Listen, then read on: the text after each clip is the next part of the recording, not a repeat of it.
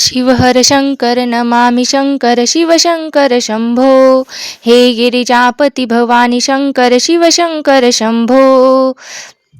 नमस्कार मंडळी, श्री स्वामी समर्थ। आज आहे पहिला श्रावण सोमवार।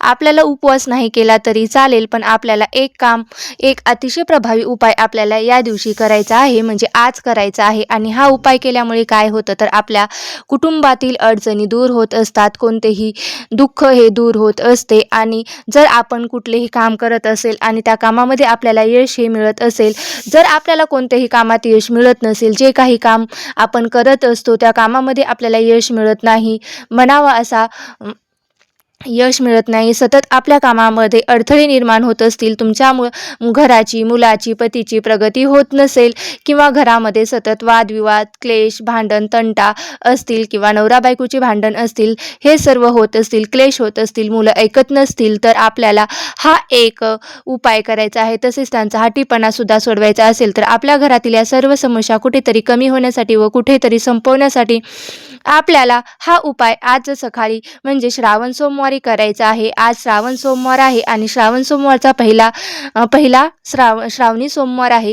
तसेच आपल्या डोक्यावरती कर्जाचा डोंगर असतो, काही केल्याने कर्जही काही फिटत नाही, असे बरेचसे प्रश्न हे प्रत्येक घरामध्ये असतात।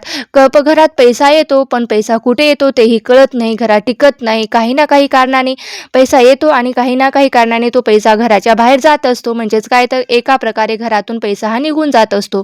कष्ट करून देखील त्याला यश मिळत नाही, अशा अनेक समस्या या प्रत्येकाच्या आयुष्यामध्ये, प्रत्येकाच्या जीवनामध्ये असतात बघा।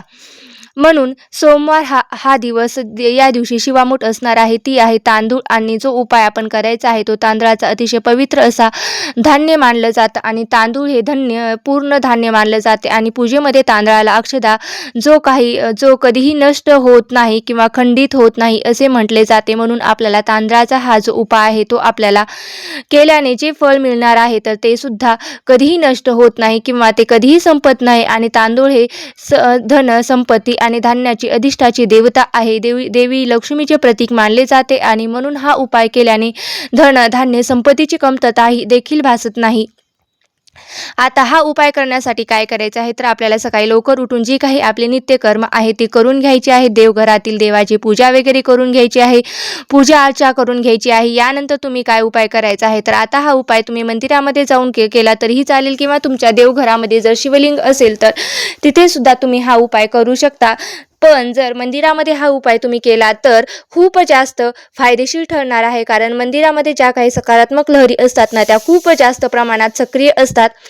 या दिवशी तिथे प्रत्येक भक्त हा भक्तिभावाने येत असतो। प्रत्येकाच्या मुखात ओम नमः शिवाय, ओम श्री शिवाय नमस्तुभ्यं किंवा भगवान महादेवांचं नाव असतं। म्हणून तिथे ज्याही काही सकारात्मक लहरी असतात तर त्या खूप जास्त प्रमाणात सक्रिय असतात।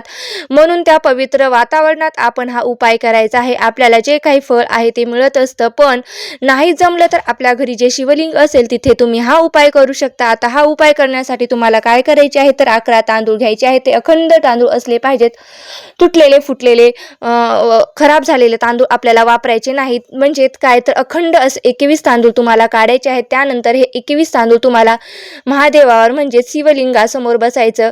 मंदिरामध्ये गेले की तिथे साईडला तुम्हाला बसायचं आहे, किंवा घरीच हा उपाय करणार असेल तर तुम्ही शिवलिंगाच्या समोर ठेवायचं आहे, देवघरासमोर बसायचं आहे। आणि हे 21 तांदूळ तुम्हाला तुमच्या उजव्या हातामध्ये घ्यायचे आहेत आणि 16 वेळा कमलात्मक मंत्र म्हणायचा आहे। तर कमलात्मक मंत्र कोणता आहे? ओम ह्रीम ओम कमले प्रसिद्ध रीम श्रीम महालक्ष्मी नमः हा मंत्र तुम्हाला 16 वेळा म्हणायचा आहे। आणि जी काही तुमची इच्छा आहे ती 16 वेळा हा मंत्र आपल्याला म्हणायचा आहे। यानंतर आपली जी काही इच्छित मनोकामना आहे ती व्यक्त करायची आहेत। भगवान महादेवाचे स्मरण करून या अक्षदा तुम्हाला भगवान शंकरांना अर्पण करायचे। ज्याप्रमाणे आपण शिवामूठ अर्पण करतो अगदी त्याच पद्धतीने हे 21 तांदूळ तुम्हाला शिवलिंगावरती अर्पण करायचे आहेत। अशा प्रकारे महादेवांना मनोभावे प्रार्थना करायची आहे। जी काही प्रामाणिकपणे कष्ट करत आहेत, मेहनत करत आहेत, त्या प्रयत्नांना फक्त यश दे, त्याला नशिबाची साथ मिळू दे। माझ्या आयुष्यातील जे काही दुःख, कष्ट, शारीरिक, मानसिक कष्ट आहे ते कुठेतरी कमी होऊ दे आणि मनामध्ये तुम्हाला मनोभावी त्यांना प्रार्थना करायची. आणि बघा, जे काही आपण प्रामाणिकपणे परमेश्वराकडे मागतो ना, तो आणि जर आपण प्रामाणिकपणे जर कष्ट केले तर परमेश्वर त्याला साथी नक्कीच देत असतो. आता हा आहे पहिला उपाय. आता तुम्हाला करायचं आहे. आता दुसरा उपाय आहे. यानंतर अजून एक उपाय मी तुम्हाला सांगणार आहे, तो म्हणजे सुद्धा शिव महापुराणातील उपाय आहे आणि अतिशय प्रभावी असा हा उपाय आहे. बघा, पुढचा जो उपाय आहे तो तुम्ही करू शकता जेव्हा आपण मंदिरात जातो किंवा या दिवशी एक लोटा जल भगवान शिवशंकरांना अर्पण केल्याने करणं सुद्धा अतिशय शुभ मानलं जातं. या दिवशी भक्तिभावाने एक लोटा जल जर आपण अर्पण केले तर आपल्या सर्व इच्छा मनोकामना या पूर्ण होतात असं म्हटलं जातं. म्हणून तुम्हाला मंदिरात जाऊन अगदी कितीही गडबड असली तरी बायका दाटीमुठी करून एक लोटा जल तरी शंकरांना अर्पण करतात. आणि म्हणून तुम्हाला उद्या एक लोटा जल घ्यायचा आहे आणि त्यामध्ये तुम्हाला गंगाजल टाकायचं आहे. यानंतर तुम्हाला जल हे शिवलिंगावरती अर्पण करायचं आहे. जल अर्पण करत असताना ओम नमः शिवाय या मंत्राचा जप करायचा आहे किंवा श्री शिवाय नमस्तुभ्यम या मंत्राचा सुद्धा तुम्ही जप केला तरीही चालतं.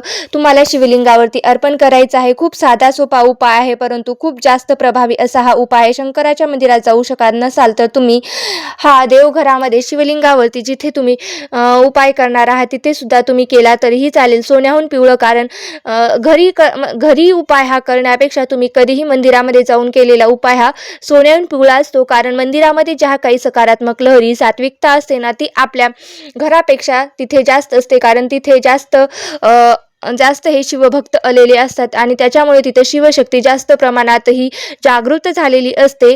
तर अशा प्रकारे जर तुम्हाला मंदिरात जमतच नसेल तर तुम्ही घरी सुद्धा केले तरीही चालतील हा उपाय. आणि आपल्या घराचं सुद्धा वातावरण धूप, दीप, अगरबत्ती लावून असं प्रसन्न करायचं. सकारात्मक लहरी आपल्या घरामध्ये प्रवेश केल्या पाहिजेत. तरी प्रत्येकाच्या घरामध्ये काही ना काही पॉझिटिव्हिटी वातावरण असते आणि तसेच मंदिरामध्ये सुद्धा ते जाऊन तिथे सुद्धा आपण केलं तरीही चालतं. बघा, तुमच्या अंगणामध्ये चिमण्या येत असतील तर चिमण्यांना तुम्हाला थोडेसे तांदूळ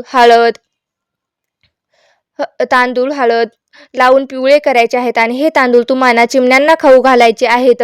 बघा, या दिवशी जर तुम्ही पक्ष्यांना पिवळे केलेले तांदूळ जर खाऊ घातले तर तुमच्या घरातील गरिबी, दरिद्रता ही कायमची दूर होत असते. तुमच्या घरात कितीही पैशांची अडचण असेल तर ती कुठेतरी कमी होत असते. आपल्या घरात पैसे येण्याचे मार्ग जे आहे ते मोकळे होत असतात. म्हणून तुम्ही हा एक उपाय सुद्धा श्रावण महिन्यातल्या पहिल्या सोमवारी करू शकता. तर हे काही छोटे मोठे उपाय आहेत ते मला तुमच्यासोबत शेअर करायचे होते.